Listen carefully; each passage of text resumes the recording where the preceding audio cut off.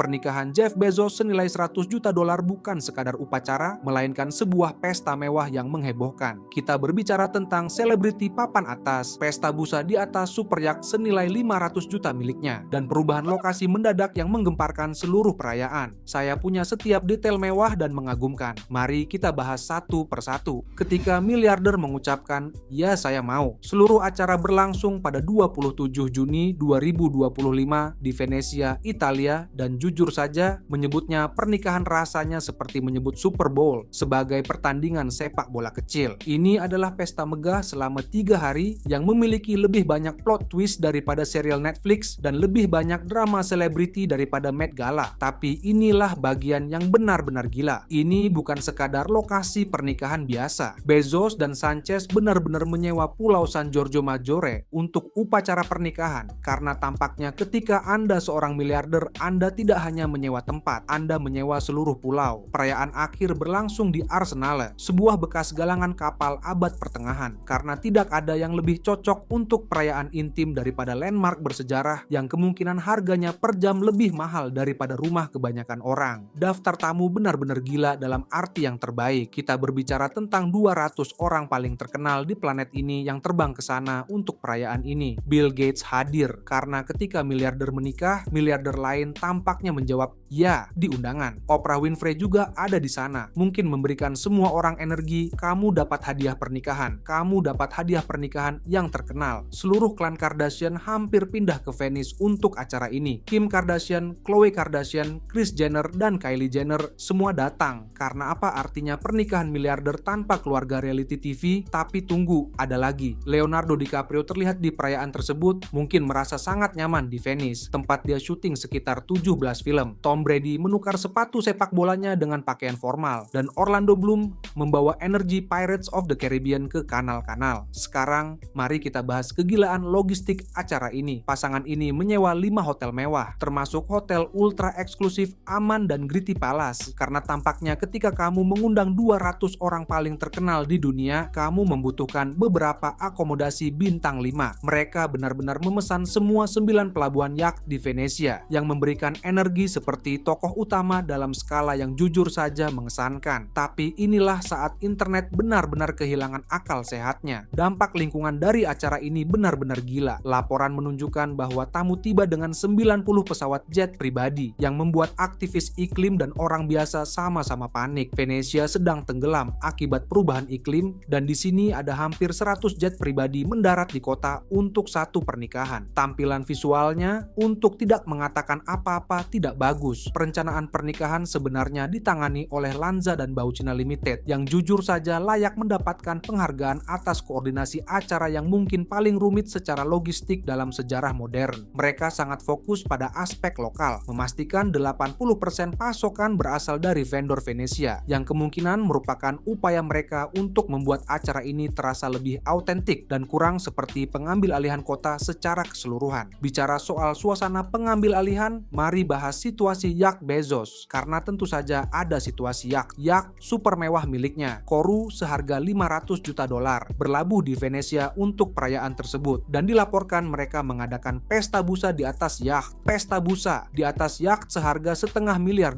di sebuah pernikahan. Internet punya pendapat tentang ini, dan sebagian besar pendapat tersebut adalah variasi dari apakah kamu serius sekarang. Pengalaman tamu benar-benar luar biasa. Alih-alih hadiah pernikahan tradisional, tamu diminta untuk melakukan donasi amal, yang jujur saja itu langkah yang cukup cerdas ketika daftar tamu Anda kemungkinan memiliki total kekayaan bersih yang bisa menyelesaikan kelaparan dunia. Sebagai gantinya, semua orang mendapat goodie bag berisi barang-barang kaca Venesia dan kue-kue lokal, karena bahkan hadiah pesta di pernikahan miliarder kemungkinan bernilai lebih dari sewa bulanan kebanyakan orang. Tapi mari kita bahas penampilan pengantin wanita, karena Lauren Sanchez benar-benar mengerti tugasnya. Dia memiliki beberapa kali pergantian busana sepanjang perayaan, karena ketika kamu menikahi salah satu pria terkaya di dunia, di salah satu kota paling romantis di dunia, kamu tidak hanya punya satu penampilan. Gaun pengantin utamanya adalah kreasi khusus Dolce & Gabbana yang konon terinspirasi oleh glamour klasik Hollywood, dan jujur saja dia terlihat benar-benar memukau. Seluruh acara memiliki campuran aneh antara menjadi hal paling eksklusif yang pernah ada dan juga sepenuhnya publik. karena kamu tidak bisa memiliki 200 selebriti di Venesia tanpa semua fotografer paparazzi di Eropa datang. Pasangan ini berusaha menjaga privasi, tamu harus menandatangani perjanjian kerahasiaan. Tetapi ini tahun 2025 dan ketika Kim Kardashian hadir di pernikahan Anda, hal itu pasti akan berakhir di media sosial, mau atau tidak. Rincian biayanya jika dipikirkan dengan seksama benar-benar mengagetkan. Akomodasi hotel saja mencapai $900.000 untuk 150 kamar selama 3 malam. Catering yang ditangani oleh seorang chef berbintang 3 Michelin menghabiskan hingga $1,1 juta.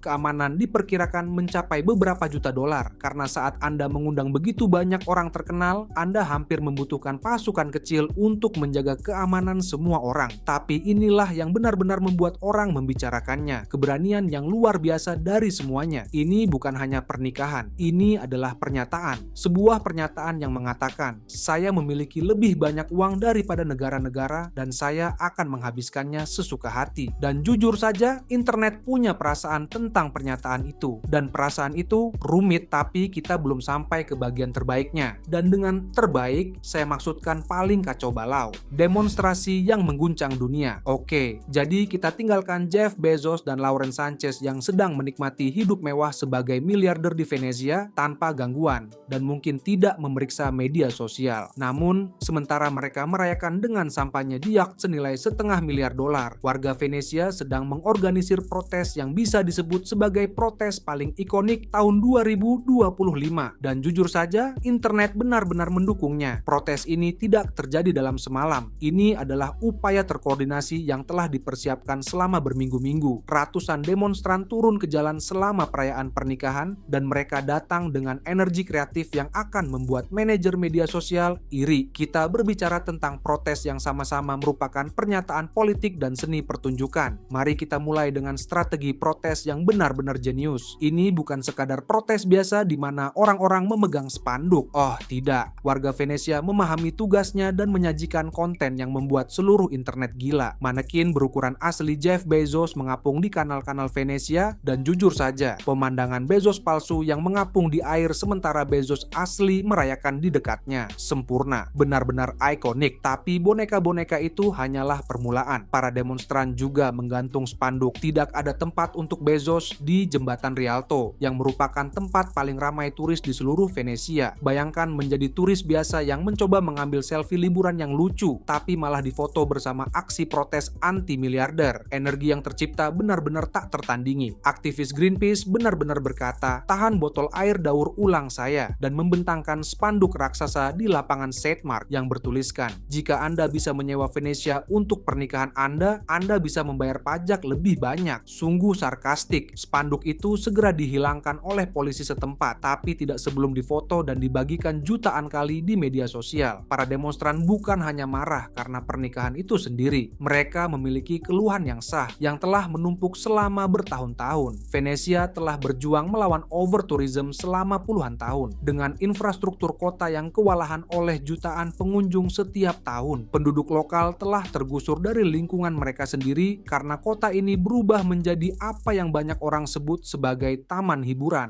untuk turis kaya. Jadi, ketika Jeff Bezos datang dan pada dasarnya membeli seluruh kota untuk pesta akhir pekan, hal itu terasa seperti tamparan telak bagi orang-orang yang bahkan tidak mampu lagi tinggal di kota kelahiran mereka sendiri. Seorang demonstran, Sofia D'Amato, dengan sempurna menangkap perasaan tersebut ketika ia berkata, "Kami tidak iri karena dia menghasilkan begitu banyak uang. Kami iri ketika kekayaannya menghantam wajah kami." Teriakan protes itu benar-benar membuat saya terkesan. Para demonstran secara harfiah berteriak, "Bezos fuck off," dan keluar dari laguna kami, dalam bahasa Italia yang jujur saja terdengar jauh lebih elegan dalam bahasa Italia, tapi pesannya jelas dalam bahasa apapun. Mereka juga membawa spanduk dengan segala macam simbol, mulai dari bendera Palestina hingga simbol antifasis, menunjukkan bahwa ini bukan hanya tentang pernikahan seorang miliarder, ini tentang isu-isu yang lebih luas tentang kekuasaan dan ketidaksetaraan. Tapi momen protes favorit saya, mereka membawa spanduk spanduk bertema Shrek yang bertuliskan Get Out of Our Lagoon dengan tautan Spotify ke lagu All Star oleh Smash Mouth. Energi Gen Z dalam memprotes kelebihan miliarder dengan meme Shrek benar-benar tak tertandingi. Ini adalah jenis aktivisme kreatif yang menarik perhatian orang dan membuat isu politik kompleks menjadi mudah dipahami oleh semua orang. Aktivis lingkungan sangat vokal dan jujur saja mereka memiliki poin-poin yang sangat valid. Venesia secara harfiah tenggelam akibat perubahan iklim. Kota ini sering banjir dan sangat rentan terhadap kenaikan permukaan laut. Jadi memiliki 90 pesawat jet pribadi terbang untuk satu pernikahan sementara. Kota ini menghadapi dampak perubahan iklim terasa sangat tidak peka. Lorenzo dari Extinction Rebellion benar-benar meledak saat dia mengatakan, planet ini terbakar, tapi jangan khawatir. Ini daftar 27 gaun Lauren Sanchez. Kontras antara krisis iklim dan konsumsi berlebihan tidak bisa lebih jelas, dan para demonstran tidak akan membiarkan hal itu berlalu begitu saja. Sekarang, inilah bagian yang benar-benar menarik. Demonstrasi tersebut sebenarnya berhasil, setidaknya sebagian. Lokasi utama acara resepsi dipindahkan dari Scuola Grande della Misericordia ke Arsenale karena alasan keamanan yang diklaim para demonstran sebagai kemenangan. Tommaso Cacciari dari kelompok No Space for Bezos mengatakan kepada BBC, "Kami sangat bangga dengan ini. Kami hanyalah orang biasa, kami tidak punya uang, tidak ada apa-apa." Dan jujur saja, energi David melawan Goliat benar-benar ikonik. Para demonstran juga berencana untuk menghalangi tamu pernikahan dengan buaya karet di kanal-kanal, yang pasti akan menjadi konten yang sangat lucu, tetapi mereka akhirnya memutuskan untuk tidak melakukannya. Namun, fakta bahwa keamanan pernikahan miliarder harus mempertimbangkan gangguan dari buaya karet adalah puncak energi tahun 2025. Tapi mari kita bahas bagaimana Jeff Bezos dan Lauren Sanchez sebenarnya merespon semua kekacauan ini yang terjadi tepat di luar lokasi pernikahan mereka. Dan dengan menanggapi, saya maksudkan mereka pada dasarnya tidak menanggapi sama sekali. Yang jujur saja mungkin lebih buruk daripada mengatakan sesuatu yang kontroversial. Jeff Bezos terlihat meniup ciuman ke arah kamera saat ditanya tentang protes, yang diinterpretasikan internet sebagai sikap sepenuhnya meremehkan dan tidak peka. Seperti, "Pak, orang-orang sedang mengapungkan versi palsu Anda di kanal-kanal sambil memprotes ketidaksetaraan kekayaan, dan respons Anda adalah meniup ciuman. Keberaniannya luar biasa." Lauren Sanchez juga terlihat melambaikan tangan ke kamera, yang memicu komentar di media sosial seperti, "Bukan dia yang melambaikan tangan ke rakyat jelata," karena tampilan visualnya benar-benar tidak pas. Seluruh situasi terasa seolah-olah mereka benar-benar terlepas dari kenyataan dan sungguh-sungguh tidak memahami mengapa orang-orang mungkin marah atas perayaan mewah mereka. Dalam upaya yang tampaknya untuk menenangkan situasi, Bezos dan Sanchez mendonasikan 3 juta euro kepada lembaga-lembaga budaya Venesia, termasuk organisasi yang meneliti ekosistem Laguna Venezia dan kantor UNESCO Venesia. Namun, para aktivis tidak terkesan. Sofia D'Amato menyebut donasi tersebut kecil, membandingkannya dengan sekitar 3 euro untuk orang biasa dibandingkan dengan kekayaan Bezos, dan menyebutnya seperti setetes air di Laguna. Pejabat lokal terbelah dua dalam situasi ini. Pejabat kota membela pernikahan tersebut, mengatakan hal itu dapat menghasilkan hampir 30 juta euro untuk Venesia, dan mereka mengkritik para demonstran sebagai narsis dan konyol. Namun, respons tersebut justru membuat orang semakin marah karena terasa seperti pemerintah lokal memprioritaskan turis kaya daripada warga mereka sendiri. Media sosial benar-benar meledak karena protes tersebut, dengan tagar "Cak No Space for Bezos" trending di seluruh dunia. Foto-foto boneka manekin dibagikan jutaan kali, dan orang-orang membuat meme lebih cepat daripada Anda bisa memperbarui timeline Anda. Salah satu postingan yang paling viral bertanya, "Bagaimana bisa sebuah kota protes atas kehadiran Anda?" Dan itu tidak memicu refleksi diri yang serius, yang jujur saja menggambarkan perasaan banyak orang. Liputan media internasional juga sangat gila. Liputan CNN beralih dari wawancara tentang isu global ke kemewahan pernikahan, yang dengan sempurna menyoroti kontras yang mencolok antara masalah dunia nyata dan kemewahan miliarder. Tapi inilah yang sebenarnya penting dari protes-protes ini. Mereka bukan hanya tentang marah pada orang kaya. Para demonstran membuat poin-poin yang sah tentang biaya perumahan, dampak lingkungan, dan cara kekayaan ekstrem diterjemahkan menjadi kekuasaan politik. Ketika satu orang bisa membeli seluruh kota untuk akhir pekan, apa arti itu bagi demokrasi dan keadilan? Sekarang mari kita bahas masalah miliarder. Jeff Bezos bukan hanya kaya, dia memiliki kekayaan lebih dari 220 miliar dolar per Mei 2025, yang secara harfiah lebih banyak dari total PDB beberapa negara. Namun, bukan hanya jumlah kekayaannya yang membuat orang terkejut, cara dia mendapatkannya dan apa yang dia lakukan dengannya lah yang membuat internet heboh. Mari kita mulai dengan masalah yang paling mencolok, pajak, atau lebih tepatnya ketidakpembayarannya. Sebuah investigasi ProPublica pada 2021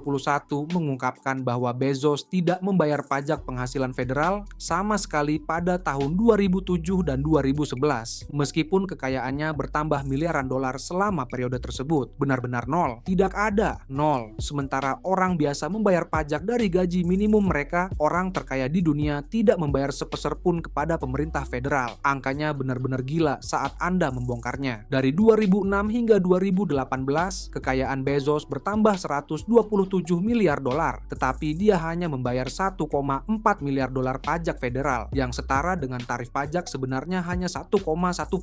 Sementara itu, sebuah rumah tangga Amerika rata-rata membayar 160 dolar pajak per 100 dolar pertumbuhan kekayaan, dibandingkan dengan 1,09 dolar per 100 dolar milik Bezos. Angka-angka ini tidak masuk akal, dan orang-orang sudah benar-benar muak dengan hal ini. Namun, situasi pajak hanyalah salah satu alasan mengapa orang-orang memiliki perasaan yang begitu kuat terhadap Bezos. Mari kita bahas praktik ketenagakerjaan Amazon, karena disitulah segalanya menjadi sangat rumit. Pekerja melaporkan tingkat cedera tinggi, jam kerja panjang, dan istirahat yang tidak memadai, dengan tuduhan bahwa pekerja harus mengangkat paket berat di bawah tekanan yang intens. Badan Keselamatan dan Kesehatan Kerja (OSHA) telah menangani masalah ini di setidaknya 3 negara bagian, yang menunjukkan bahwa ini bukan hanya insiden terisolasi, tetapi masalah sistemik. Sekarang, untuk adil, gaji pekerja gudang Amazon lebih dari 2 kali lipat upah minimum federal, termasuk tunjangan. Jadi bukan berarti mereka dibayar sedikit. Namun, ketika Anda bekerja dalam kondisi yang digambarkan sebagai menganggap pekerja sebagai barang sekali pakai, gaji yang lebih tinggi tidak selalu mengimbangi itu. Kontrasnya lah yang benar-benar membuat orang marah. Anda memiliki Jeff Bezos yang menghabiskan 50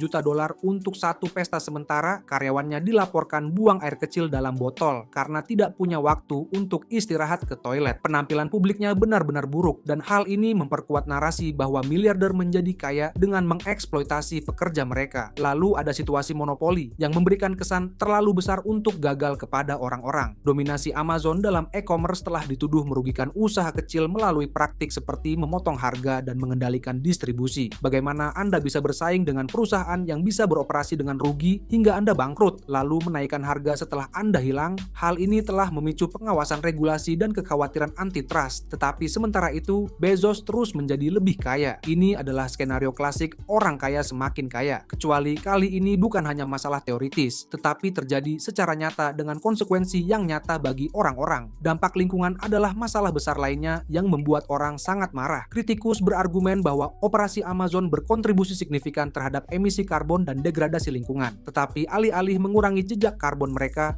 hanya menyeimbangkan emisi melalui cara finansial. Ini seperti, maaf kami merusak planet ini, tapi ini uang untuk menanam pohon di tempat lain. Hal ini menjadi semakin problematis ketika mempertimbangkan bahwa Venice, tempat Bezos mengadakan pernikahannya, secara harfiah tenggelam akibat perubahan iklim. Memiliki 90 pesawat jet pribadi terbang ke kota yang rentan terhadap perubahan iklim untuk satu pesta mengirimkan pesan bahwa masalah lingkungan hanyalah sesuatu yang bisa dibeli dengan uang jika Anda cukup kaya. Dan kemudian ada situasi filantropi yang entah bagaimana tetap kontroversial bahkan ketika seseorang semi-prim memberikan uang. Bezos dikritik karena tidak menandatangani Giving Pledge yang merupakan komitmen dari individu kaya untuk mendonasikan sebagian besar kekayaan mereka untuk tujuan amal. Ketika akhirnya dia mengumumkan Day One Fund pada 2018 dengan tujuan mendonasikan 2 miliar dolar untuk mengatasi kemiskinan dan pendidikan, kritikus menyebutnya samar dan berpotensi tidak efektif dengan sedikit transparansi tentang dampaknya yang sebenarnya. Perbandingan dengan miliarder lain seperti Bill Gates dan Warren Buffett membuat hal ini semakin mencolok. Sementara mereka telah secara terbuka berkomitmen untuk mendonasikan sebagian besar kekayaan mereka selama bertahun-tahun, Bezos relatif diam tentang filantropi hingga baru-baru ini. Dan ketika kekayaan bersih Anda melebihi 200 miliar dolar, donasi 2 miliar dolar terasa seperti uang receh. Itu secara harfiah kurang dari 1% dari total kekayaannya. Namun, inilah yang benar-benar menyentuh sisi pribadi orang-orang, gaya manajemen dan citra publik Jeff Bezos. Laporan menggambarkannya sebagai sosok dengan gaya manajemen yang keras, dengan anekdot tentang dia melontarkan hinaan pedas seperti, "Mengapa kamu membuang membuang-buang waktuku, dan maaf, apakah aku minum pil bodoh hari ini ketika karyawan tidak memenuhi ekspektasi. Dia juga dikatakan mendorong budaya kompetitif yang kejam melalui alat seperti anytime feedback, di mana karyawan dapat mengkritik rekan kerja, berpotensi merusak karir dengan teks contoh seperti saya merasa khawatir tentang ketidakfleksibelannya dan secara terbuka mengeluh tentang tugas-tugas kecil. Ini menggambarkan seseorang yang tidak hanya kaya, tetapi secara aktif menciptakan lingkungan kerja yang toksik. Lalu ada perlakuan terhadap penerbit kecil, yang jujur saja terdengar seperti sesuatu dari novel distopia. Project Gazelle Amazon adalah inisiatif internal untuk bernegosiasi secara agresif dengan penerbit kecil, memperlakukan mereka sebagai gazelle yang lemah untuk dieksploitasi. Project ini kemudian diganti namanya karena masalah hukum, tetapi kerusakan sudah terjadi. Ini memberi kesan predator, tapi dalam bentuk strategi korporat. Tapi mari kita bahas aspek kekuasaan, karena itulah yang benar-benar membuat orang khawatir tentang miliarder seperti Bezos. Bukan hanya soal memiliki uang, tapi bagaimana uang itu diterjemahkan menjadi pengaruh politik dan kontrol atas masyarakat. Bezos memiliki The Washington Post yang memberinya pengaruh signifikan atas diskursus publik dan narasi politik. Hubungan Bezos dengan kekuasaan politik menjadi lebih kontroversial ketika dia dan Lawrence Sanchez menghadiri pelantikan Trump pada 20 Januari 2025. Bagi seseorang yang memiliki surat kabar besar, terlihat akrab dengan figur politik menimbulkan pertanyaan tentang independensi jurnalistik dan apakah orang-orang ultra kaya bermain dengan aturan yang berbeda dari orang lain. Kritik meluas melampaui aspek politik dan ekonomi. Orang-orang benar-benar tersinggung oleh apa yang mereka anggap sebagai penampilan yang norak dan selera yang buruk. Mengadakan pesta busa di kapal pesiar senilai $500 miliar pada pernikahan kedua saat berusia 60-an, membuat banyak orang merasa Bezos berusaha keras untuk terlihat muda dan keren, bukan bertindak dengan martabat yang diharapkan dari seseorang dengan pengaruh sebesar itu. Yang benar-benar mengganggu orang adalah kedangkalan yang tampak dari semua itu. Sebagian besar tamu pernikahan adalah selebriti yang Bezos kenal hanya sekitar 10 tahun, yang menimbulkan pertanyaan apakah hubungan ini sejati atau hanya orang kaya yang mengumpulkan orang terkenal lainnya. Rasanya lebih seperti pertunjukan daripada autentik, seolah-olah seluruh acara lebih tentang status daripada perayaan yang sebenarnya. Namun, inilah yang sebenarnya penting untuk dipahami tentang reaksi keras terhadap Bezos dan miliarder pada umumnya. Ini bukan sekadar iri atau dendam. Sentimen publik sering menggambarkan miliarder sebagai orang yang memanfaatkan celah hukum, suap, dan status untuk mengimbangi penyalahgunaan, kerja paksa, dan praktik kapitalis. Meskipun beberapa kritik mungkin berasal dari iri, mayoritas tampaknya didasarkan pada kekhawatiran yang tulus tentang keadilan dan cara kita memperlakukan satu sama lain dan planet ini. Waktu pernikahan ini membuat semuanya semakin tajam. Kita hidup di tahun 2025 ketika biaya perumahan mencapai angka yang gila-gilaan. Perubahan iklim semakin parah setiap tahun dan orang biasa berjuang dengan inflasi dan ketidakpastian pekerjaan. Sementara itu, Jeff Bezos menghabiskan lebih banyak uang untuk satu pesta daripada yang kebanyakan orang akan lihat dalam beberapa kehidupan. Kontrasnya benar-benar mencolok. Yang benar-benar mencolok dari kontroversi pernikahan di Venesia adalah bagaimana hal itu menggabungkan begitu banyak kritik terhadap budaya miliarder menjadi satu momen visual yang sangat mudah dibagikan. Ada kebijakan pajak, hak buruh, kekhawatiran lingkungan, pengaruh politik, dan etika pribadi yang semua terangkum dalam 3 hari pesta mewah, sementara orang-orang berdemonstrasi di luar.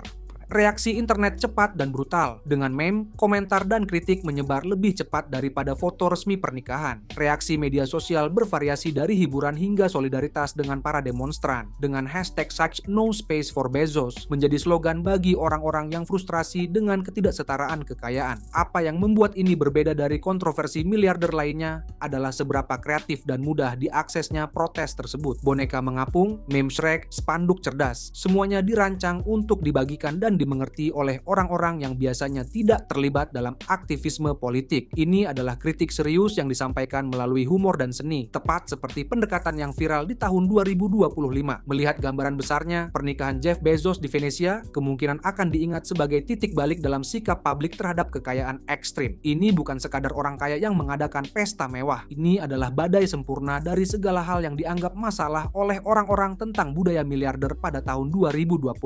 Dari penghindaran pajak, dampak lingkungan, pengaruh politik, hingga etika dasar manusia, setiap kritik utama terhadap orang-orang super kaya terpampang jelas selama 3 hari di Venesia. Dan jujur saja, berdasarkan reaksi terhadap pernikahan ini, sepertinya semakin banyak orang yang memutuskan bahwa mereka tidak nyaman dengan hal itu sama sekali. Protes di Venesia mungkin tentang satu pernikahan, tetapi mewakili sesuatu yang jauh lebih besar. Gerakan yang semakin besar dari orang-orang yang berpikir sudah waktunya bagi orang-orang super kaya untuk mulai membayar bagian yang adil dan bertindak seperti mereka adalah bagian dari masyarakat yang sama dengan semua orang. Terima kasih telah bergabung dengan kami hari ini. Lihat konten menarik lainnya dengan mengklik video di layar Anda.